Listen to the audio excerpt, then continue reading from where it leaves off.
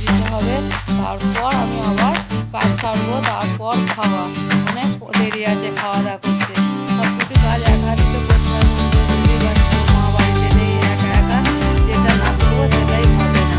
তাই জন্য খাওয়া দাওয়া করতেও দেরি আছে। ছেলেরও স্নান হয়ে গেছে, তোমার দাদাভাইয়েরও স্নান হয়ে গেছে, সবারই স্নান হয়ে গেছে, কিন্তু আমারই কাজ ছাড়া হয় না। তাই জন্য এইসব ঘরে উঠে নিলাম, উঠে নিয়ে আর বাসনপত্র সব কলতলায় নামিয়ে দিয়েছি।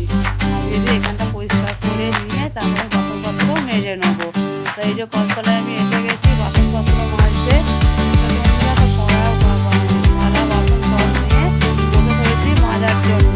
এসব মেজে ধুয়ে নিয়ে ওটাকে খেতে দেবো, তারপর খাওয়ার জোগাড় করবো।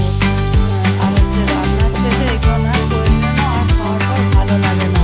আর কলতলা তো প্রচুর প্রচুর হয়ে যায়, এখন একটু ছাওয়া মতো আছে, পেয়ারা গাছ আছে একটা পাশে, সেই জন্য একটু ছাওয়া মতো আছে। এই জন্য আগে মেজে ধুয়ে নিলাম, এরপর আরও কলতলায় রোদ্দুর হয়ে যায়। আর এই যে কল পাম্প করে আমাকে সব কিছু বাসন ধুয়ে দিতে হয়।